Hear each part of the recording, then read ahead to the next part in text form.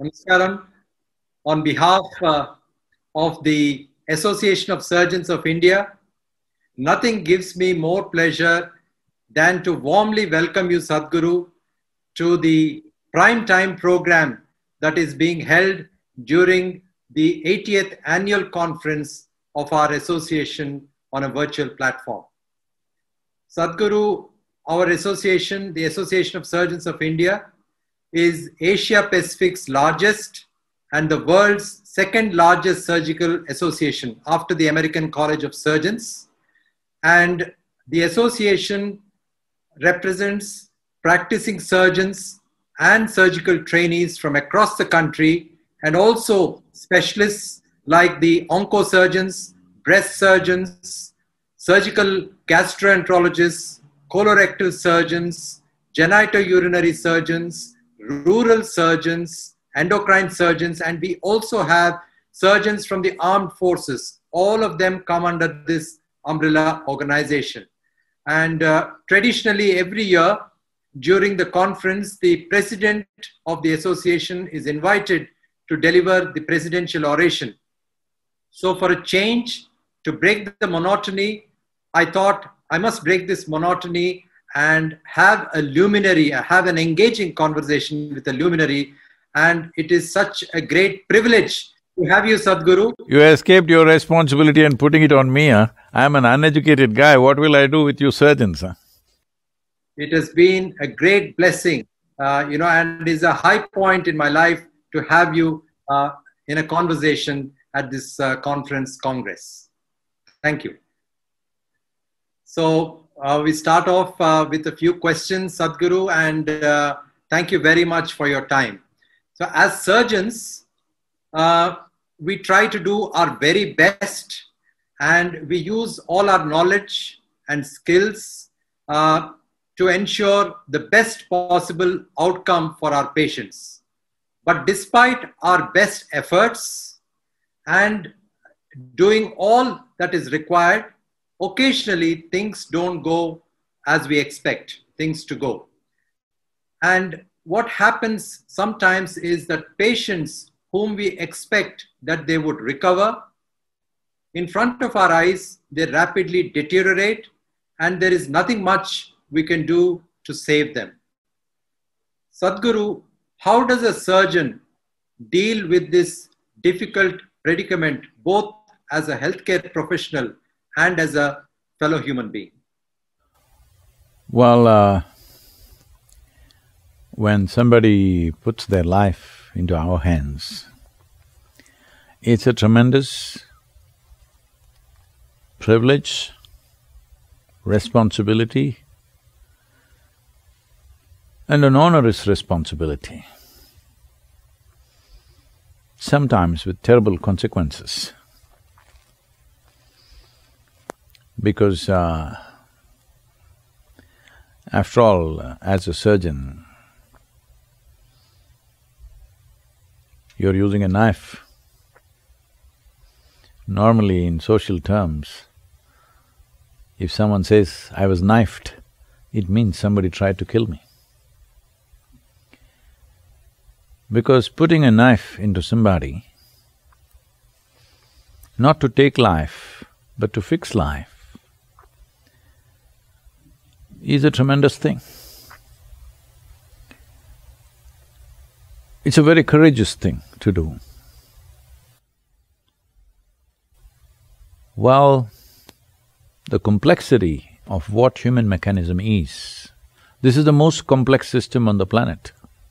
Of all the many things that we have, the most complex system on the planet is human mechanism, which is a consequence of millions of years of evolution. Now, surgically fixing something within that means you are mechanically intervening in a machine, a sophisticated machine, which is still running. It's not an autopsy. The machine is still running, and it must run better after the surgery.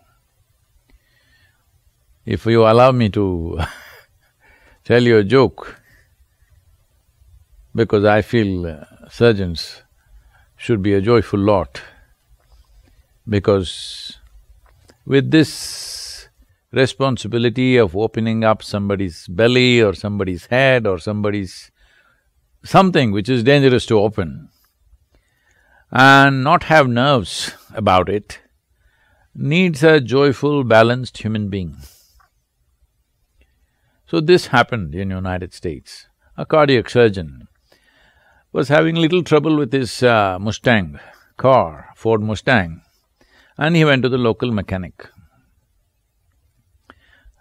So the mechanic said, "You leave it here, I'll have it ready for you for tomorrow morning." So next day morning, the surgeon took a taxi and went to the mechanic shop. The car was untouched and not ready. So the mechanic said, "No, no, on your way back you come, I'll fix it." So the surgeon on the way back from the hospital in the evening, again he came back. Still it was untouched and unready, not ready. Then the mechanic said, "Come tomorrow, definitely I'll have it ready." Again the next day morning he came, and still it was not ready. Then the surgeon asked, "Say, what's the problem? 3 times I've come and still the car is not ready, you've not even opened it and seen, what is the issue?" Then the mechanic swaggered around a little bit and he said, "Hey doc, see, you fix engines, I fix engines. How come you're paid 25 times more than me?" So the doctor looked at him and said, "Okay, try to fix a running engine, let me see." So, switching off the engine and fixing it is one matter. When it comes to a human being, surgery is fixing the engine when it's running, and it must continue to run. If it stops with the surgery, that is not a successful surgery. But the risk of putting your hands inside a running engine is always there, because it's such a complex system, and just about… it is not necessarily… mistakes can happen, of course, but it's not necessarily due to your mistake. You may do everything right and still the patient can die, as you said. Because it is such a complex mechanism, it is not just based on the mechanical aspect of what it is, there is a karmic substance, there are other dimensions of life which are not even within the purview of the surgery. The purview of the surgery is purely mechanical aspect of the body. That itself is too complex for anybody to understand. I'm saying you may study for a lifetime of medicine, still a really good doctor knows that he knows just enough to do a few things, but nobody really knows the entire system in its entirety. That is why the knowledge keeps growing endlessly. Believe me, after another 1,000 years of medical sciences, it will only get more complex, it will not get more simple. This we are realizing, isn't it? Now for each part of the body, there is a doctor. There was a time, 100 years ago, there was only one doctor for your entire family. But now for your children separate doctor, for your wife separate doctor, for you separate doctor, for your parents separate doctor. That is not the only thing. For your eye separate doctor, nose separate doctor, heart separate doctor. The way we are going into specialities of expertise clearly demonstrates the complexity of what we are looking at. And another 1,000 years, if you look at it with the same intensity as 20th and 21st century has, believe me, you will still have surprises, you will still have things that you do not know, still many things will not be in your purview. Even if you… so if you go like this, to do a surgery upon a person or to treat a person, you will need 100 different doctors for different parts of the body. We are getting there because of specialization, which will create so much complexity in the knowledge that we have that to analyze and get to a solution will become difficult. Already it is becoming like that. So, I am not saying this with any negative context to medical science. All I am saying is, you are dealing with something that complex and you are trying to fix it with whatever knowledge we have today, all right? People have been doing surgery from the time of Sushruta, but at that time they did surgery from whatever they knew best at that time. Today we are doing surgery from whatever we know best at this time. 100 years later, our surgeries may be very, very different. Our surgery capability, what it was 25 years ago, what it is today, is unimaginable. but still it is very limited, because that is the nature of creation. It is so absolutely complex and sophisticated. It is not for nothing that human being is the peak of evolution on this planet. It is the most sophisticated machine, so inevitably, not all of it is under your purview, and many of those dimensions are not even physical, so you can't see it, your instrument can't measure it. Nothing in medical science can tell you about those things. You are fixing one part of it, but still not all of it. Very true, Sadhguru. Human body is a very complex, and as you said, the most complex, body that is there. But as a corollary to what I've just asked you, surgeons on a daily basis, we operate on seriously ill patients, some of whom have significant comorbidities. And in these patients, we don't expect very good outcomes, but there is always a guarded prognosis in these patients. But from time to time, we see miracles happening. And in those patients that we don't expect to recover quickly, in those patients, we expect that they stay for a prolonged period in ICU because of the various comorbidities and because of the illness itself, but they bounce back, they recover remarkably soon, and they lead a normal life. And how does one explain these miraculous happenings? See, for a patient or for his relatives and loved ones, that they thought he's going to die, but the patient came for a surgery, post-surgery he recovers, in a month's time he's back to normal. That is a miraculous experience for them, and it's great that they see it that way. But a surgeon should never think his surgery is a miracle. He must always be in awe of the miracle of the human body. You're doing a mechanical job, you know what you're doing. But if you think you're performing a miracle, then there'll be a disaster. Patient thinks it's a miracle, that's good for him to see it that way. But you should never think that you are performing a miracle, because that will lead to a disastrous process. There will be no medical science left, something else will happen. So the miracle is the way creation is, how it is capable of doing things. We are making a small intervention.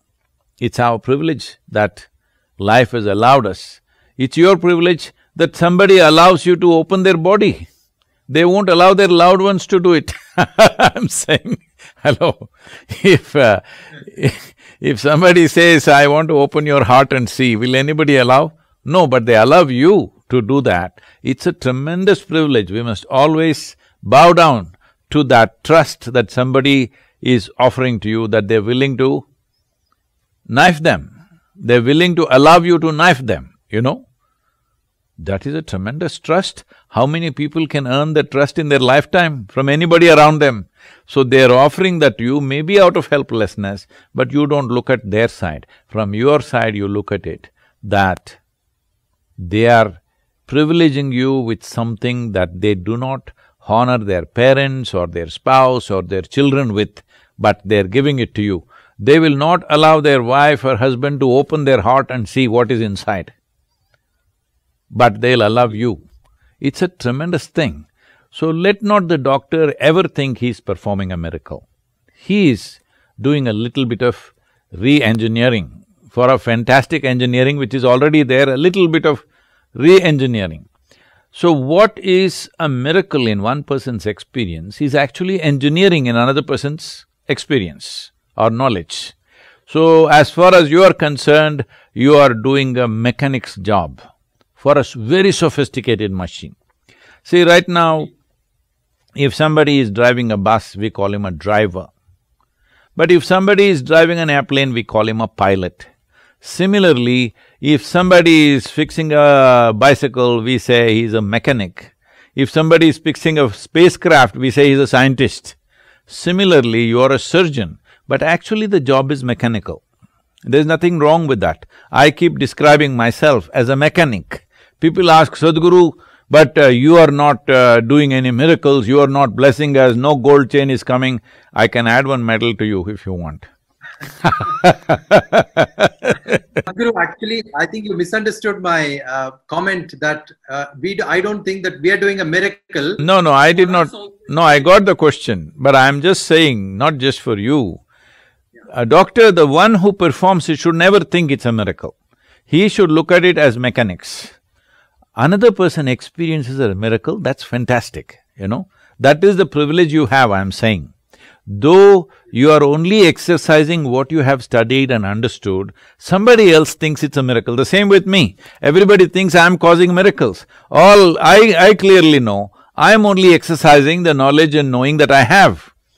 What I perceive is what I am doing. Similarly, what you perceive about the human body is what you are doing. You are not doing a miracle, but how fantastic it is, somebody thinks you are conducting a miracle. Isn't it fantastic? Such a privilege. I'm saying never ever complain about that privilege. It's a tremendous privilege, but at the same time it comes with the responsibility that sometimes the miracle that they expect does not happen. You may know mechanically that this is not going to work, but you may give it a try hoping something will happen. But when the miracle doesn't happen to their end, they are very deeply disappointed because somebody is dead or somebody does not recover or whatever happens as a consequence. So this is a transaction where two different parties are looking at it differently. One is expecting a miracle, another is trying to exercise his knowledge. So it's a very tender kind of relationship. And a very big responsibility as a surgeon. So one of the major limitations, Sadhguru, in a surgeon's life is to lead a balanced life. A surgeon cannot work from 9 to 5. Many times the operating goes on very late and we start very early as well. And it's all the time work, work, work, leave early in the morning, and sometimes many of us come back very late. And this creates a lot of tension at home. The family is not happy, and the kind of environment, a happy environment which should be at home once you come back, sometimes is missing. So how does one strike a balance and yet lead a peaceful, content and happy life? So essentially you are saying too many surgeries but not enough surgeons in the world. So one thing is, we must definitely strive to increase the number of surgeons because a stressed surgeon is a dangerous man, okay? You don't want to go under his knife when he is in a certain level of stress or distress about his own condition or his family or whatever other situations that he goes through in his life should not get transmitted through his knife, because it's possible. Because a sports person goes out there after a lifetime of practice, but if he's little stressed about some situation, he becomes a total failure. Let's say a cricketer goes out there to bat, but he has some personal stress today, you will see he will just do something which doesn't work because in a way he's trying to use it bat like a scalpel, all right, for his profession. So, but there it is just out, here somebody else gets out, which is not a good thing. So it's extremely important. I would say definitely the number of surgeons should go up, but more than that, the number of surgeries that we are doing in the world must go down. This will only go down if we create a culture of health. We are not focusing on creating culture of health, we are only talking about healthcare, as if somebody else can deliver health to us. Somebody else delivering health to us is not a good idea. Health must happen from within us. Beyond that, certain things will come to us. For that, a doctor is needed. Beyond that, a doctor cannot fix it. Then a surgeon should come in. Right now, I feel too much surgery is happening. I'm sorry, I know people are not going to like this, but I'm saying I feel there is too much mechanical intervention with human body, which could be significantly brought down, if not largely. It could be brought down to a certain level where only beyond a certain level surgery is needed. But first of all, why does a human being get to that level? He lives wantonly, irresponsibly, he doesn't know what to eat, what not to eat, how to sleep, how to get up, nothing he knows. Nobody has taught him what he should eat. Even today, After millions of years of living on this planet, still we don't know what to eat. Every other creature has figured out what to eat, what not to eat for their well-being. Human beings, the most intelligent, are still debating what is the best food to eat. They have not figured it out. So, if we settle certain things, if a society is largely healthful because of their own innate efforts, every human being, individual human beings are committed to their health and they stay healthy, the number of surgeries will come down and surgeons can go home on time and everything will be wonderful, okay? Maybe it is not commercially a good idea, but I'm saying we need to invest in other ways. Right now, what I'm seeing is in Hyderabad city, I see advertisements, come and have your surgery done here. Never before I've seen an advertisement for surgery. How is this?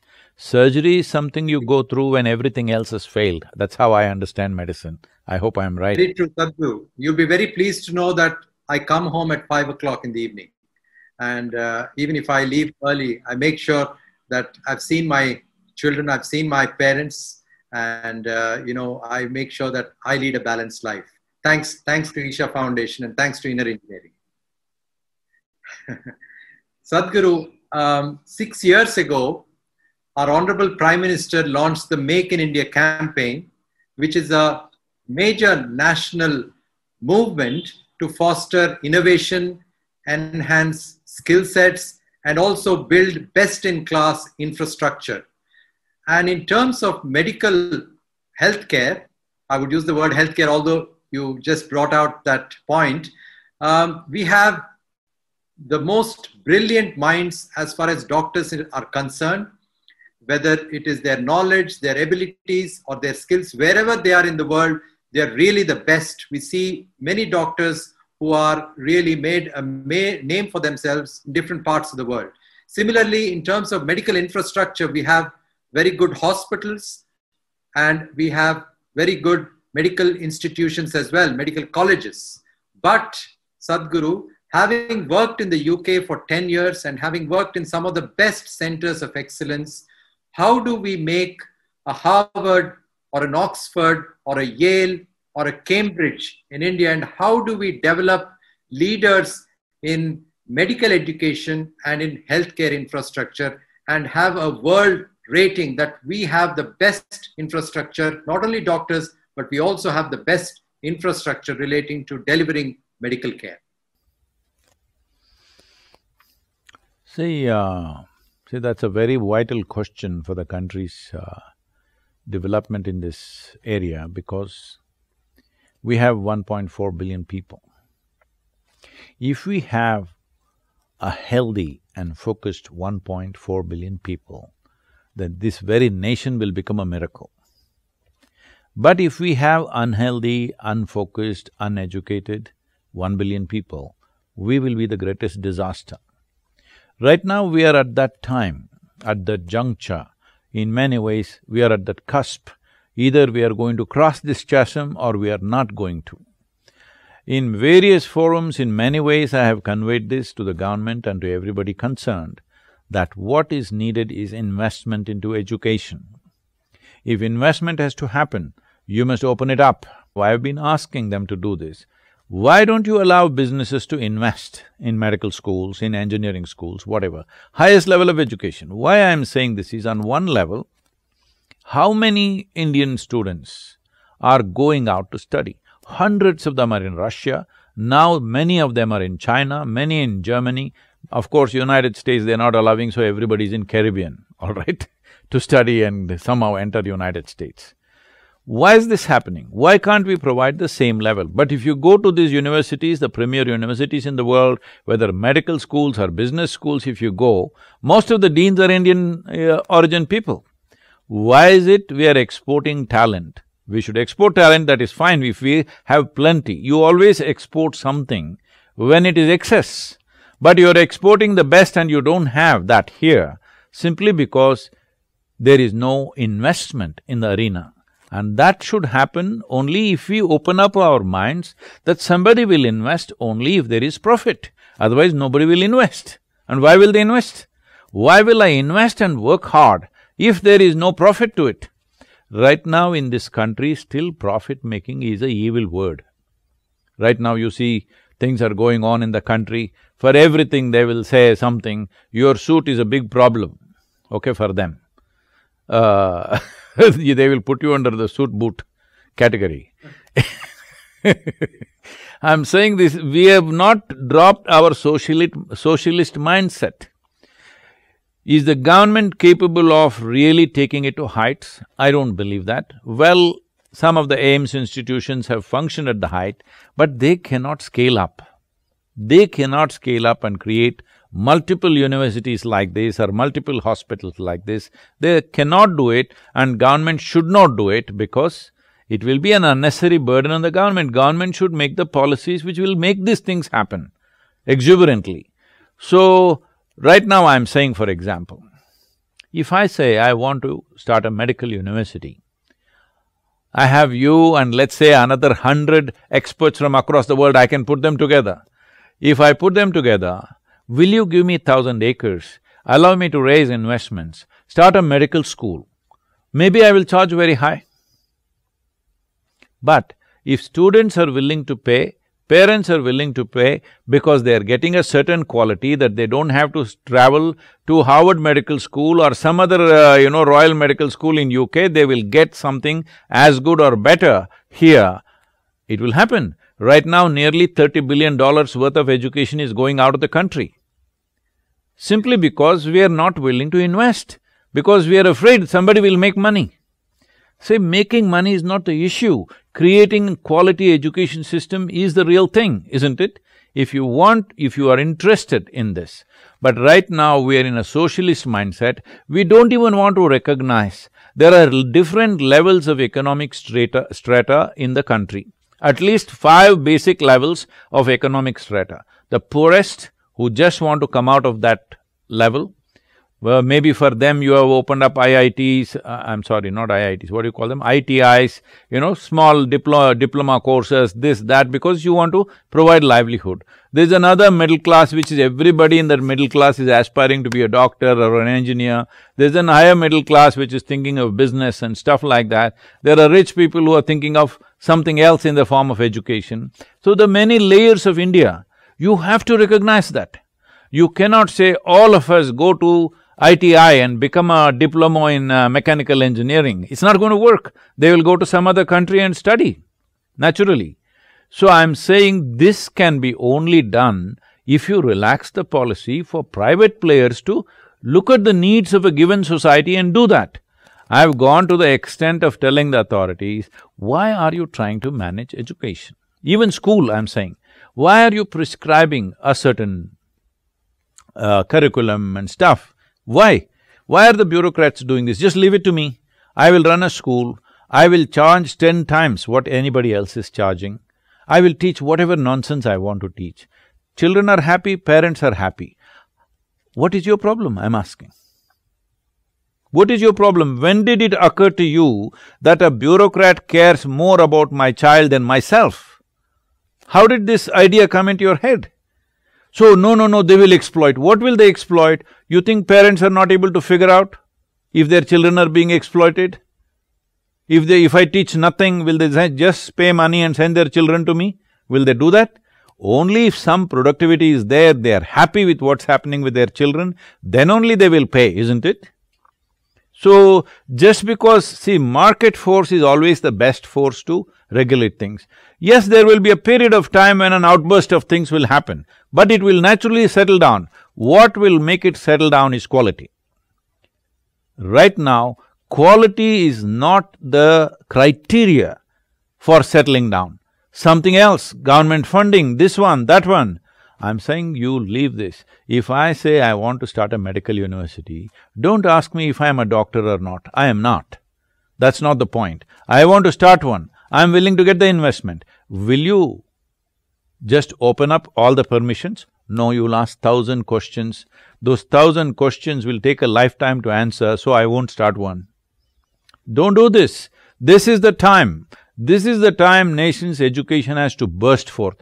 Suppose I take people who have gotten the lowest marks in their 12th standard, because I see some competence there. What is your problem? Why are you saying they must get 95 or 98 or whatever is the standard for medical entry? I'm telling you, this may be very upsetting for a lot of people. I'm telling you, a lot of people who get 35, 40 in their examinations are far more brilliant than those people who get 95, 100. It's a fact. But you will reject them because you don't want efficient doctors. You want somebody who's got zeros in his mark sheet. This is a ridiculous way of selection. No, we got NEET exam. What is NEET exam? It's again like general knowledge kind of exam. It is not really testing anybody's competence. If I set up a medical university, I will set up a completely different level of aptitude test whether you can be a surgeon or not. Just because you got 98, this doesn't mean your hands are good. Hello? Absolutely. Isn't it? You got 98. Does it mean to say that you have the steadiest hands and the sharpest focus in your life? Definitely not. You're just a memory machine. Absolutely. Totally agree with you, Sadhguru. Actually, investment in education has not happened the way it should have happened. I'm just moving on to, whether traditional medicine and modern medicine can coexist, because I deal with treating breast cancer patients on a daily basis, and I get patients who have already commenced alternative treatment before coming to me. And they are very fearful to even express that they are on those kind of treatments. And I'm not against them using alternative treatment. I sit them down, I counsel them, I explain what they have, and I say that as long as you're able to take the allopathic treatment based on the multidisciplinary protocols, I have absolutely no issues in your continuing the alternative treatment. But there is a view that alternative treatment should not be taken in those who have cancer, which I totally disagree. I feel that as long as they're able to take allopathic medicine in the way that they should, and also parallelly use alternative medicine, I have no issues. So do you think traditional medicine and modern medicine can coexist? See, essentially what you're asking is, whatever knowledge and insights we have gleaned out of thousands of years of experience of life upon this planet, should we keep it simply because a new force has come into play? Should we throw out all that and just go by the new things we have discovered in the last 150 years?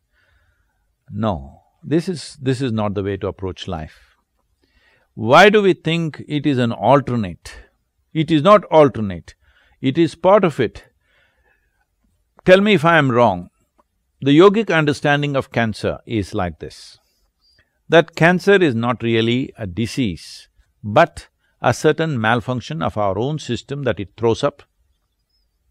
What is already there in our body concentrates itself.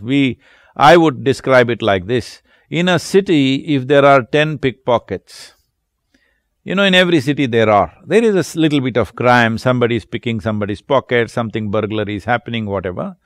We deal with it in a certain way and keep going.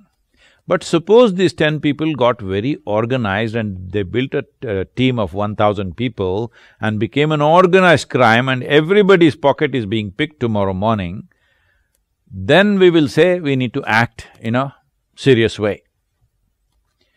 This is how we understand cancer. There are cancerous cells in our body, there are cells which have gone rogue in our system, they're always there, but we don't care because they don't really affect us, we just manage them. Managing them, there are many systems in the traditional system of medicine where you can manage them below a certain level.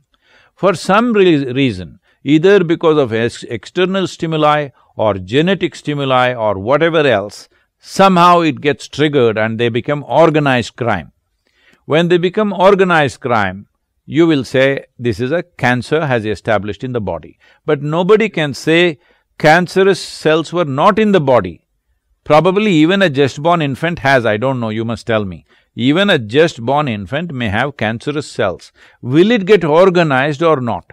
To keep them disorganized, there are many systems in yoga and Ayurveda that if you do certain things, they will keep them disorganized. But now they've already gotten organized. See, when it was disorganized to handle a pickpocket, a police constable who is little alert is good enough. If 5 of them get organized, then a sub-inspector will handle it. But suppose 1,000 of them got organized, then you need national security, all right? So, this is how I look at cancer. If it is gotten so organized that something is rotting in your system already, now it needs a different level of intervention, which is what allopathic medical intervention is. But at the same time, even if that is happening, should still the constable on the street be alert? I think he should be. Yes. Yes, absolutely, Sadhguru. Thank you. Sadhguru, I'm moving on to something that, you have written a book on death, and and basically there is always this constant fear. That is post-surgery, okay?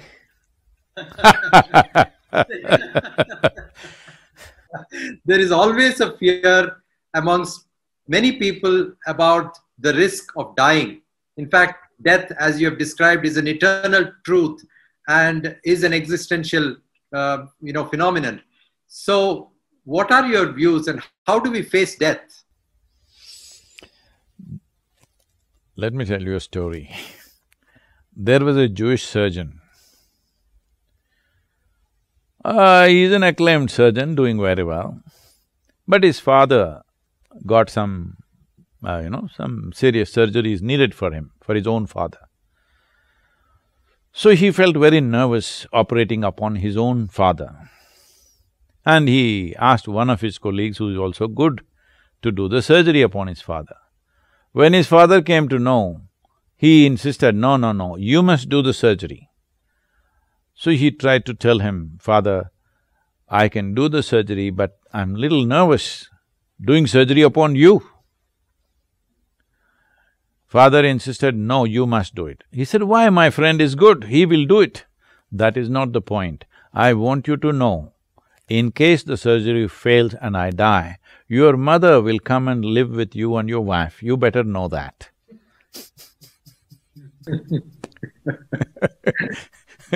So you do the surgery for me.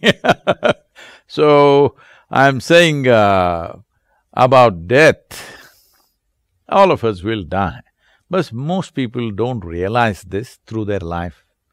They think, like it happened some time ago, last year, a very well-known sage in Karnataka.